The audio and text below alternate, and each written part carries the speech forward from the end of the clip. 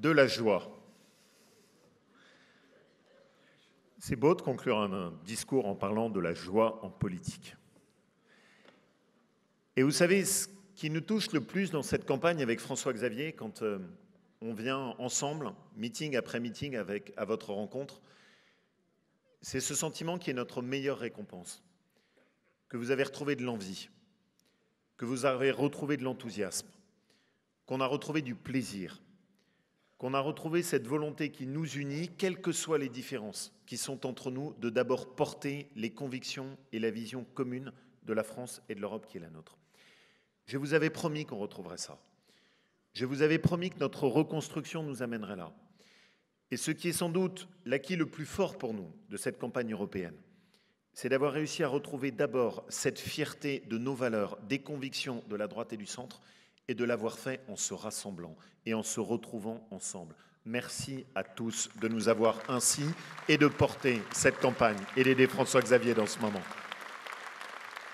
Yves, toi qui es l'ami fidèle et loyal, dans cette région où j'y pensais quand Guillaume listait chaque mot, où chaque département est le nom d'une page d'aventure et d'histoire à lui tout seul, que l'on aille du Béarn jusqu'aux confins du Poitou-Charentes. Patrick, toi qui incarnes la loyauté et la constance, dans cette région où je sais, il y a parfois eu des vents contraires et où il y a parfois eu beaucoup de troubles. Et je suis d'une profonde reconnaissance à chacun d'entre vous d'être resté aux côtés de notre famille politique dans cette période. En une reconnaissance qui va du premier de nos députés, Didier, en passant par nos sénateurs nombreux, par nos élus régionaux, départementaux, municipaux, mais jusqu'à chacun d'entre vous qui êtes les militants de notre famille politique et qui nous rappelez une chose. En politique, les âmes ne sont pas à vendre. En politique, les âmes mortes ne sont pas à acheter. Une des choses que je reproche sans doute le plus à En Marche, c'est d'avoir constitué au fond une politique faite de mercenaires où l'on débauche les gens en leur offrant des postes aux Républicains, dans la droite et le centre. Les âmes ne sont pas à acheter. Et je veux devant vous exprimer ma gratitude à François-Xavier. Pour ceux d'entre vous qui ne l'aviez pas écouté jusque-là, maintenant vous savez. Vous savez pourquoi j'ai fait ce choix. Vous savez pourquoi j'ai tenu à faire ce choix qui n'a pas été toujours facile au début à faire partager, parce qu'il était surprenant. Mais en politique, les choix faciles ne sont jamais les bons choix. Et le moment où je savais et où j'ai su que c'était évidemment le bon pari, et plus qu'un pari, où c'était la seule manière de tirer la politique vers le haut, c'est quand il y a eu ce débat à France Télévisions, et où chacune des têtes de liste devait exhumer un objet qui incarnait sa vision profonde de ce qu'il voulait faire en politique. Le tête de liste du Rassemblement national avait sorti une passoire rouge. Un tête de liste dont je ne connais même plus le nom avait exhumé une paire de menottes sur laquelle il s'était astreint à coller des petits autocollants jaunes. La tête de liste En Marche, c'est sans doute d'ailleurs une des dernières fois où ils ont accepté de lui laisser la parole, avait sorti une boîte de piments d'Espelette. Et François-Xavier, lui, avait sorti un livre. Et quel livre? L'Iliade d'Homère. Merci à François-Xavier de redonner de la dignité et du sens à la politique.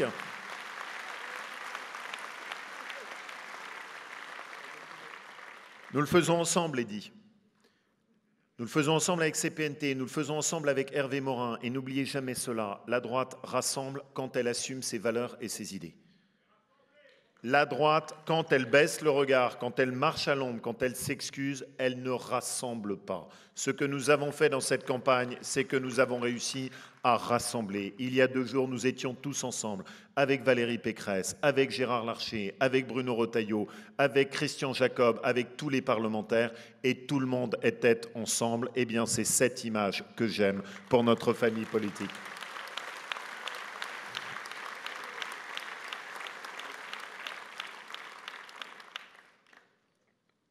Et avant de vous expliquer ce message que François-Xavier veut porter avec toute l'équipe, je voudrais juste m'arrêter sur quelque chose qui est tout à la fois extrêmement révélateur et assez choquant.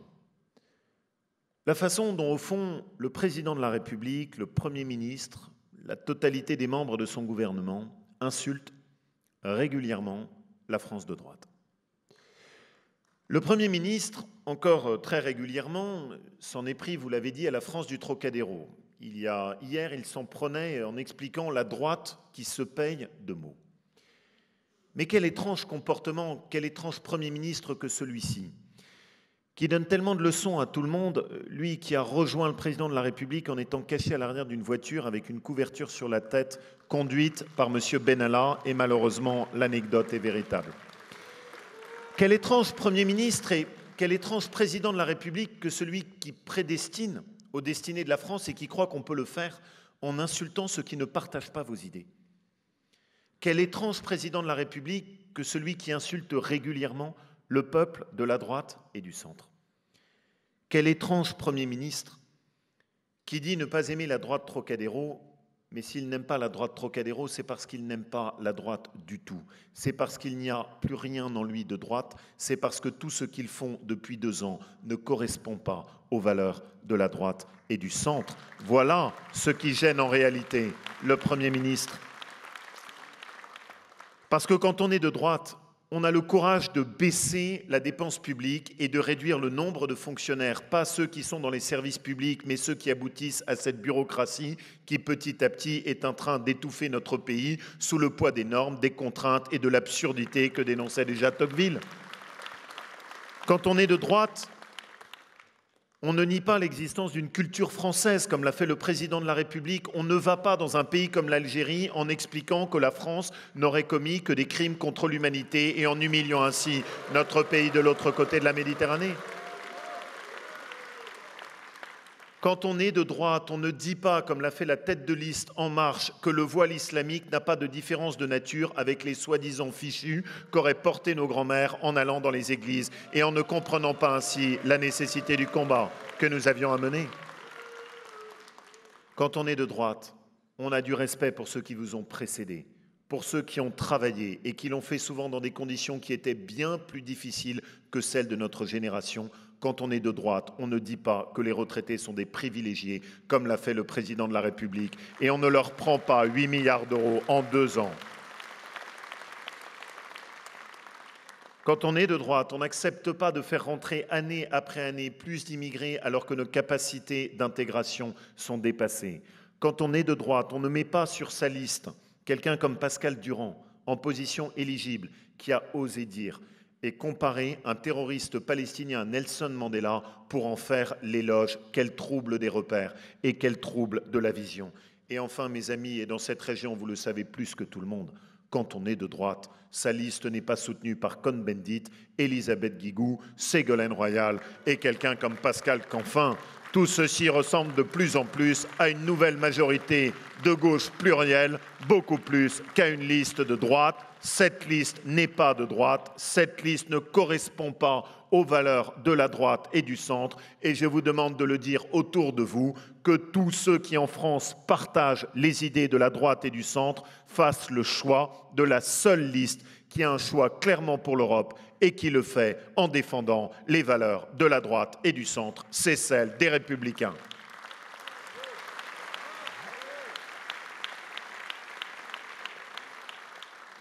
Oui, notre liste croit dans l'Europe. Notre liste croit dans la vision de l'Europe. Notre liste croit plus que jamais dans la nécessité d'une Europe. Une Europe qui protège nos frontières. Une Europe qui défende notre identité face à l'islamisme. Une Europe qui accepte le bras de fer face aux États-Unis et à la Chine. Une Europe des projets. L'Europe que nous aimons. Cette Europe, ça n'est incontestablement pas celle de la voie du Rassemblement national et de Marine Le Pen. Pourquoi est-ce que je combats Marine Le Pen dans cette élection ? Je la combats pour une seule raison, c'est parce que ce qu'elle porte, c'est un projet de déconstruction de l'Europe. Je la combats pour une seule raison, c'est parce que ce qu'elle porte, c'est un projet de déconstruction de l'euro. Et j'invite chacun de nos compatriotes à regarder ce qui se passe de l'autre côté de la Manche et à comprendre que ce projet serait sans doute la pire erreur historique pour notre pays. Au Royaume-Uni, ce sont des gens qui ont voté en écoutant exactement les mêmes discours que ceux de Marine Le Pen et qui se réveillent ensuite en se disant « Mais comment avons-nous pu plonger notre pays dans un tel chaos ? Dans un tel chaos ?»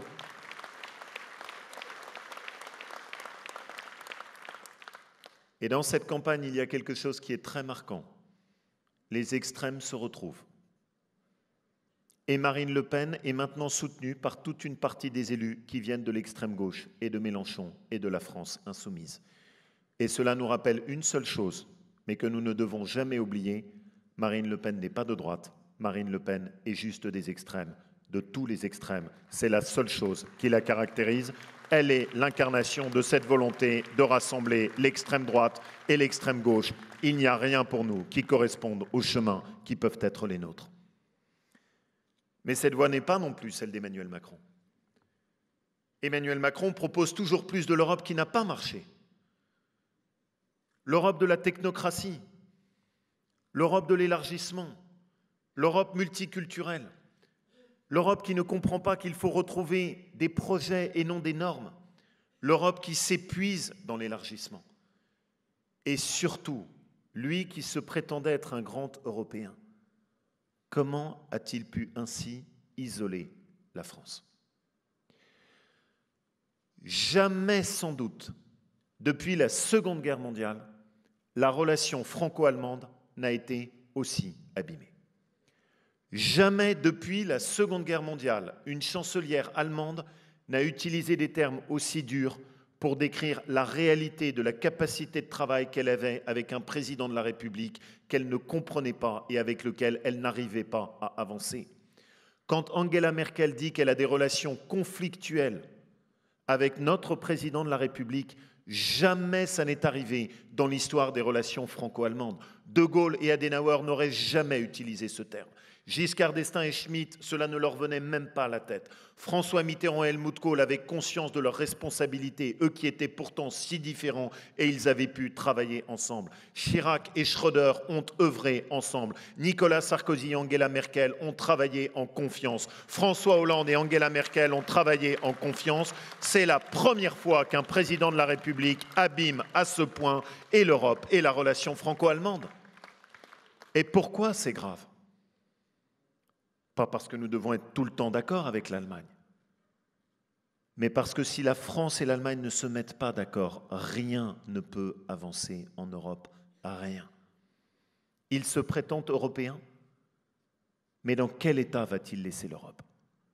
Il a fragmenté la France et il est en train de fragmenter l'Europe. Il nous a mis à dos l'Allemagne, il nous a mis à dos tous les peuples d'Europe centrale, il nous a mis à dos les pays de la Baltique en leur faisant la leçon, il nous a mis à dos l'Italie, il nous a mis à dos les pays du Benelux. Jamais, sans doute, dans l'histoire européenne, la voix de la France a pesé aussi peu et nous n'avons été aussi isolés. Eh bien, je vous le dis, le vote utile pour l'Europe, c'est le vote pour les Républicains, pour l'Union de la droite et du centre, pour le Parti populaire européen.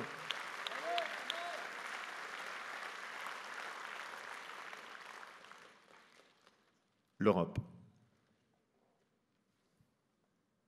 Que font les pères fondateurs quand ils choisissent un symbole? Ils mettent sur ce drapeau quoi? Les étoiles de la couronne de la Vierge. C'est notre symbole. C'est ce drapeau, c'est le drapeau européen. Où De Gaulle et Adenauer décident de se retrouver au moment où ils veulent sceller la réentente franco-allemande et bâtir la possibilité de donner un nouvel élan en Europe. Pas à Bruxelles, pas à Berlin, pas à Paris. Ils le font devant la cathédrale de Reims, devant cette statue admirable de l'ange au sourire qui avait été détruite par les bombardements allemands. Et il signifie dans ce moment-là que c'est au cœur de ce que l'histoire européenne a de mieux, celle de ses racines chrétiennes, qu'ils vont édifier la réconciliation franco-allemande. Voilà ce qu'ils font. Et ce qu'ils font l'un et l'autre, ce qu'ont fait les pères fondateurs, ceux qui notamment, à travers Monet, ont grandi à l'ombre de cette région, eh bien ce qu'ils font, c'est un projet de civilisation. Une civilisation. Ce qu'ils font, ça n'est pas une construction administrative. Ils veulent porter quoi? Ils veulent porter cette idée qu'au lendemain de la Seconde Guerre mondiale, la voix de l'Europe n'est pas éteinte, qu'elle peut connaître un souffle. Pourquoi êtes-vous là? Au fond, parce que chacun d'entre nous, nous sommes habités par la même question. Allons-nous devoir changer de mode de vie? Allons-nous quitter le train de l'histoire, nous qui l'avons fait pendant tant de siècles? Sommes-nous condamnés à laisser à nos enfants un continent qui recule? Allons-nous assister maintenant, spectateurs, au fait que ce sera tout à la fois Google et les dirigeants chinois qui vont dicter ce que sera l'avenir de mes deux enfants, Louise et Baptiste? Est-ce cela, ce destin que nous voulons? Ou est-ce qu'au contraire, ne sommes-nous pas là parce que nous sommes convaincus que tout ce que nous sommes permet un avenir à condition que nous l'assumions et que nous en retrouvions la fierté? Une civilisation. L'Europe a encore tant à dire pour la marche du monde. Mais qu'est-ce que c'est qu'une civilisation? Quand Romulus fonde Rome, que fait-il? Il trace un sillon. Et par ce sillon, il marque clairement les limites de la cité et il dit que c'est lui qui décidera qui rentre ou qui ne rentre pas. Une civilisation, c'est d'abord des frontières. Ce sont des limites. Pourquoi avons-nous affaibli l'Europe? Parce que nous nous sommes trop élargis. Il faut mettre un terme à l'élargissement et c'est sans doute une de nos différences majeures avec le programme d'Emmanuel Macron. Emmanuel Macron accepte d'ouvrir les négociations avec l'Albanie en juin.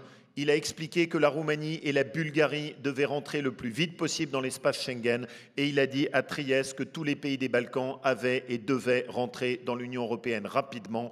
Nous, chacune de nos têtes de liste, chacune de nos figures dans nos régions et sur la liste s'engage à une chose, ils voteront pendant la totalité de leur mandat contre toute décision qui ouvrirait la voie à un élargissement supplémentaire.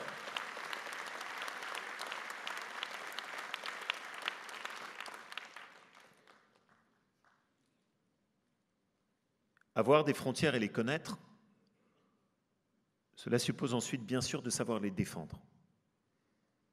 C'est même la première vocation de ce qu'on attend d'une construction politique. Montesquieu l'avait d'ailleurs parfaitement compris dans la filiation, mais je ne peux rien dire devant François-Xavier de Hobbes. La première vocation du politique, c'est d'abord de protéger. C'est notre premier devoir. Aujourd'hui, nous ne protégeons pas et nous ne contrôlons pas nos frontières. Est-ce qu'à l'arrivée, le monde va mieux? Mais c'est tout l'inverse.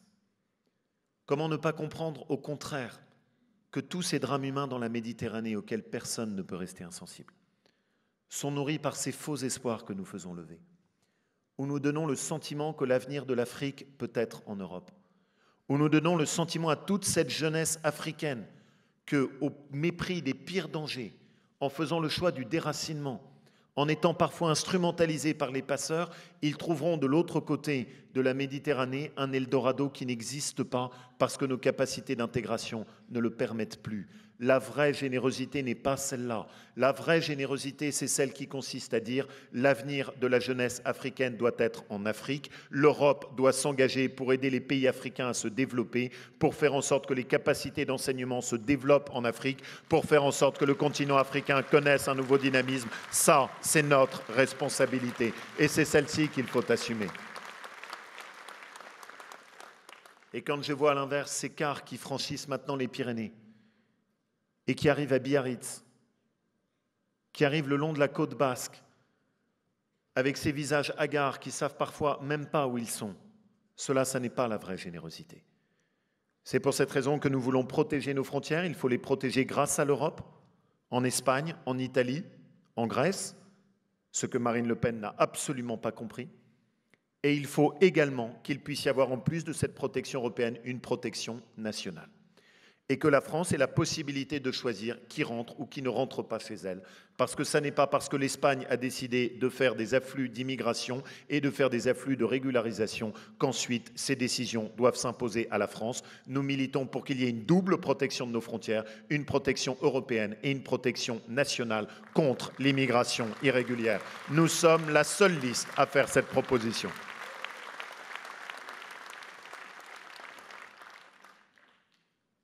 Pour qu'il y ait une civilisation, il faut ensuite qu'il y ait des projets communs. Et si nous avons fait au cours des années qui se sont écoulées tant de mal à l'Europe, c'est sans doute parce qu'on a laissé les normes se substituer aux projets. Et parce que nous, en France, parce que nous sommes le pays de la folie des normes, Nous avons eu cette démesure de croire que parce que nous étions plus intelligents que les autres, à chaque fois qu'il y avait une norme, tous les autres pays prennent la norme la moins exigeante et nous prenons la norme la plus folle. La France a une lourde responsabilité parce qu'elle a systématiquement surenchéri par rapport aux normes européennes. Retrouvons le bon sens, retrouvons la simplicité, retrouvons la retenue. Le politique ne doit pas tout régimenter, le politique ne doit pas tout diriger. À l'arrivée, on décourage tous ceux qui veulent entreprendre, tous ceux qui veulent faire, tous ceux qui prennent des initiatives, tout aussi bien nos agriculteurs, nos commerçants, les professions libérales et ceux qui, dans ce pays, entreprennent, prennent des risques et embauchent. La France à laquelle nous croyons, l'Europe à laquelle nous croyons, c'est l'Europe du travail, l'Europe de la vraie solidarité par le travail, pas celle de l'assistanat. L'Europe qui sait que pour aider quelqu'un, il faut l'aider à le remettre sur le chemin du travail. Et vous le savez, j'ai toujours milité pour qu'en contrepartie du RSA, nous proposions systématiquement des heures de travail d'intérêt général obligatoire, parce que c'est la meilleure manière d'aider les gens et parce que ça, c'est la vraie solidarité.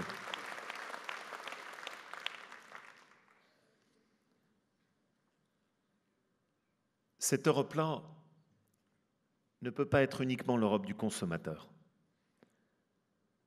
Je ne veux pas comme destin pour notre pays, pour notre continent, qu'on se retrouve juste à pousser des caddies dans des supermarchés où tout a été fabriqué ailleurs. J'ai beaucoup de mal à comprendre que les Chinois puissent venir chez nous, acheter des terres, acheter des entreprises, copier nos brevets, et qu'en revanche, nous ne puissions acheter aucune terre en Chine, aucun vignoble en Chine, aucune entreprise en Chine, que eux puissent venir copier nos secrets, regarder ce que nous font, le fabriquer ensuite chez eux, puis ensuite le revendre chez nous, et que nous soyons même incapables de prendre la moindre mesure pour dire stop, vous n'avez pas le droit de faire chez nous ce que nous ne pouvons pas faire chez vous. Eh bien oui, nous réclamons le fait de dire fini la naïveté européenne dans le rapport avec la Chine.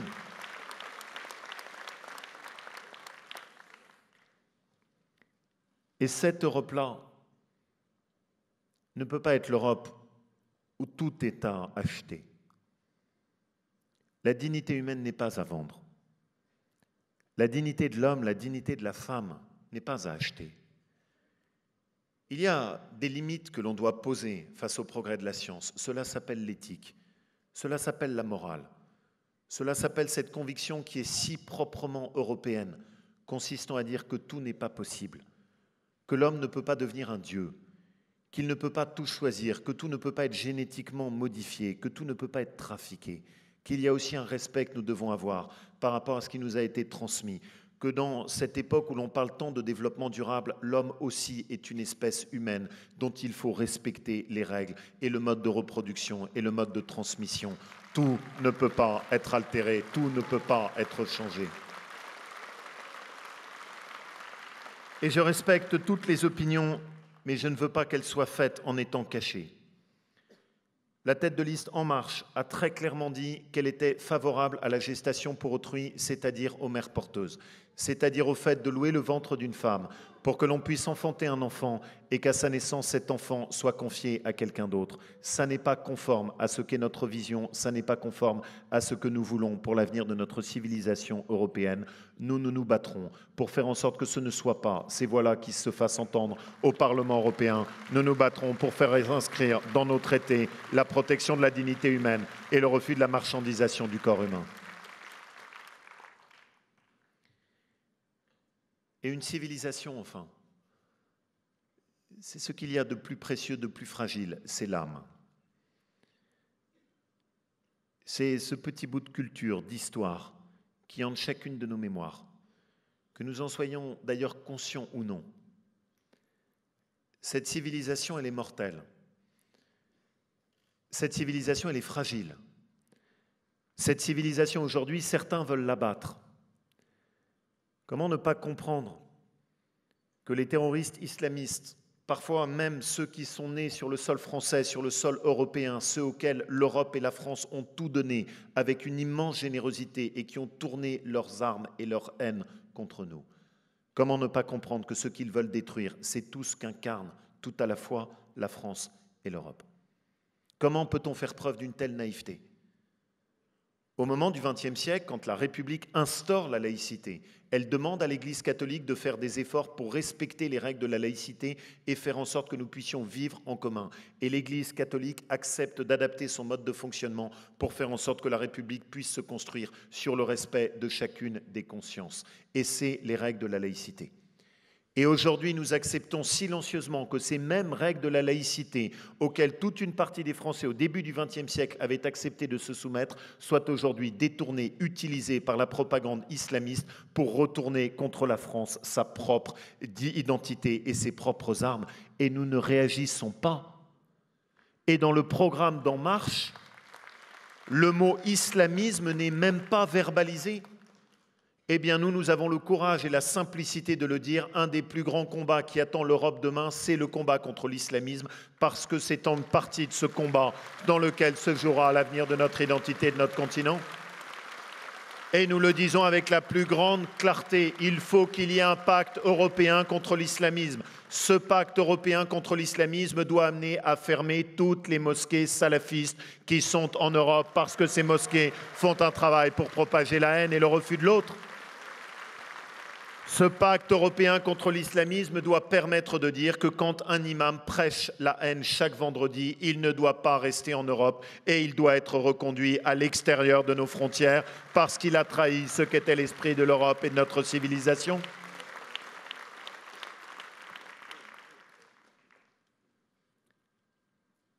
Vous savez, sur les djihadistes, je me suis rendu à Mossoul.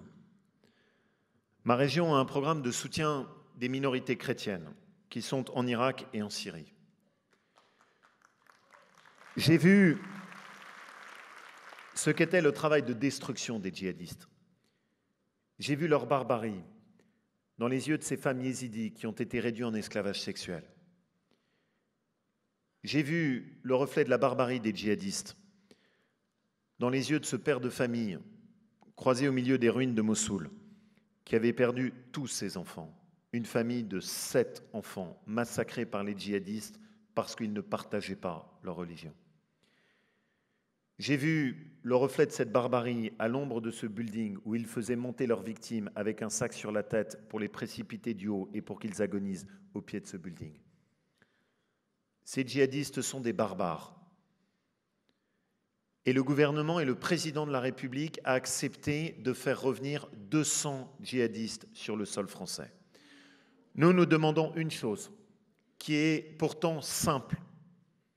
Nous demandons que l'Europe prenne l'initiative d'organiser un tribunal européen international en Irak, que ce tribunal international permette de juger en Irak les djihadistes, qu'il permette de les condamner en Irak et qu'il permette surtout qu'ils restent en Irak et en Syrie, là où ils ont commis leurs crimes, et qu'ils ne reviennent pas sur le sol européen.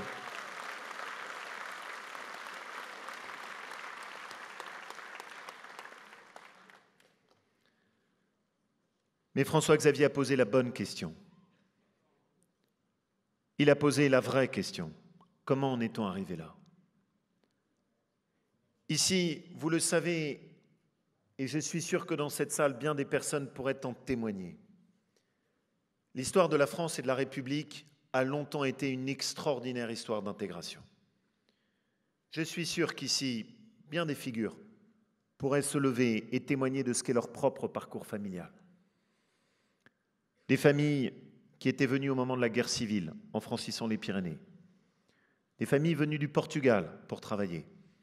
Des familles venues de Pologne, du nord de la France, d'Italie, des familles venues du sud de la Méditerranée, et qui étaient venues ici, d'Afrique, en s'inscrivant dans ce qu'était cette grande tradition de l'intégration française, dans laquelle celui qui vient, vient pour travailler, dans laquelle celui qui vient disait à ses enfants, à compter de ce jour, ton pays c'est la France, travaille dur à l'école, apprends le français, ne me fais pas honte, écoute tes maîtres, fais-toi respectable en étant respecté, apprends un travail, deviens l'honneur et la fierté de ta famille. Ça, c'est l'histoire de l'intégration française. Une histoire dans laquelle on enseignait à ceux qui venaient chez nous ce qu'était notre histoire, ce qu'était notre tradition, ce qu'étaient nos grands hommes de lettres, Parce que dans la nation française, les hommes de lettres sont des figures qui nous dirigent et qui nous éclairent. Seul pays, sans doute, a placé à ce point-là sa confiance dans ceux qui écrivent. Et que cela est-il devenu? Comment avons-nous pu inverser le devoir d'intégration? Comment avons-nous pu arriver à l'inverse? Comment avons-nous pu arriver à ce stade où nous croyons qu'accueillir l'autre, c'est accepter que ce soit nous qui devions changer notre mode de vie? Comment avons-nous pu perdre de vue le fait que c'est exactement le contraire qu'il faut? Cette leçon, ne l'avons-nous pas tous ressentie quand on a vu Notre-Dame de France brûler? Quand Notre-Dame a brûlé, tout d'un coup, tout le monde a compris, que nous soyons croyants, que nous ne le soyons pas, que nous soyons chrétiens ou que nous ne le soyons pas. C'était un bout de la France qui brûlait. Et pourquoi est-ce que c'était un bout de la France qui brûlait? Mais parce que bien évidemment, c'était un des plus beaux joyaux et une des plus belles incarnations de tout ce qui a été le patient travail d'édification de la France. Ce travail qu'ici, vous connaissez parfaitement. Ce travail qui a amené cette ville de Bordeaux à être une des incarnations les plus parfaites de l'esprit français. Cette ville de Bordeaux, fondée par un des lieutenants de Jules César, Crassus, qui ont fait la capitale de cette province romaine et qui trace déjà le plan de l'urbanisme romain. Cette ville de Bordeaux qui est ensuite fondée à travers ses racines chrétiennes une deuxième fois quand le pape vient ici et qu'il consacre la cathédrale Saint-André.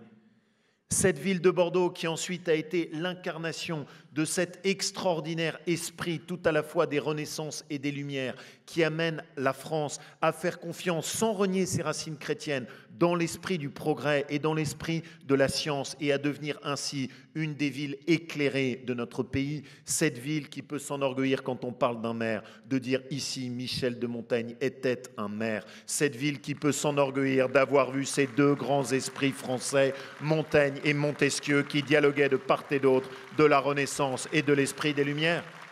Cette ville de Bordeaux qui a eu l'audace de partir à la conquête du monde et aujourd'hui, dans une époque où il paraît qu'il ne faut plus citer Colbert et qu'il faut bannir les bustes de Colbert, mais quelle profonde erreur de juger les temps passés à l'aune de nos idées d'aujourd'hui. Oui, on peut être fier de ce qu'ont fait les Bordelais quand ils sont partis à la conquête du monde.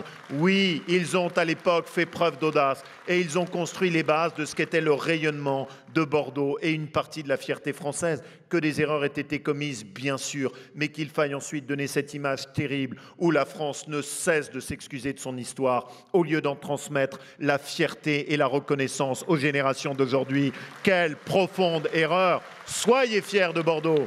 Soyez fiers de vos industries conquérantes, soyez fiers des nouvelles technologies d'aujourd'hui et soyez fiers de vos racines, soyez fiers de tout ce que vous incarnez, soyez fiers de ce territoire de Nouvelle-Aquitaine. Eh bien, la leçon de Notre-Dame de France, c'est cela. Il y a des incendies visibles et il y a des incendies invisibles. Une civilisation peut partir à travers ses monuments et elle peut partir quand on renonce, quand on se soumet et quand on recule. À chaque fois qu'on renonce à enseigner notre histoire de France à nos enfants dans nos classes, c'est un incendie.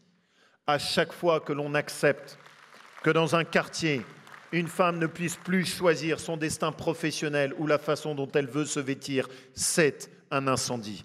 À chaque fois que nous renonçons à une petite parcelle de ce que nous sommes, c'est un incendie. Pourquoi je n'ai jamais voulu reculer sur cette question en apparence si anodine des crèches ? Parce que je suis convaincu que les crèches, c'est un petit bout de ce que nous sommes. Et parce qu'à chaque fois qu'on recule, même sur un petit bout infime de ce que nous sommes, c'est un bout de notre civilisation que l'on poignarde et que l'on laisse à bas. Alors oui, mes amis, soyez fiers de cette histoire. En France, l'histoire, c'est tout à la fois quelque chose dont on peut être fier et dont on doit être digne. Soyons fiers de notre histoire et rappelons cette belle leçon de saint Augustin. À Rome, fait comme les Romains. En France, en Europe, ça n'est pas à nous de nous adapter à celui qui vient de l'étranger. C'est à celui qui vient de l'étranger de s'adapter à ce qu'est le mode de vie du pays et du continent qu'il a choisi. C'est cette fierté que nous voulons retrouver. C'est cette refondation de l'Europe que nous voulons retrouver. C'est ce rétablissement de la France que nous voulons retrouver. François-Xavier a besoin de vous. Il a besoin de vous pour nous aider à transformer cet espoir en un mouvement qui ne s'arrêtera pas. Il a besoin de vous pour faire en sorte que dans cette campagne des européennes, nous puissions à nouveau faire entendre les valeurs et les convictions qui sont les nôtres. Il nous reste 8 jours. Il vous reste 8 jours pour nous aider à convaincre. Il vous reste 8 jours pour faire le choix des convictions. Il vous reste 8 jours pour montrer, oui, que dans cette campagne, on n'élimine pas, mais on choisit par rapport à ce qu'on veut. Il vous reste 8 jours pour mener le plus beau des combats. Je n'en connais pas de plus beau en France. Je n'en connais pas de plus beau en Europe. C'est le combat de l'identité. C'est le combat de la civilisation. C'est le combat qui consiste à refonder l'Europe et à rétablir la France. Vive l'Europe et vive la France!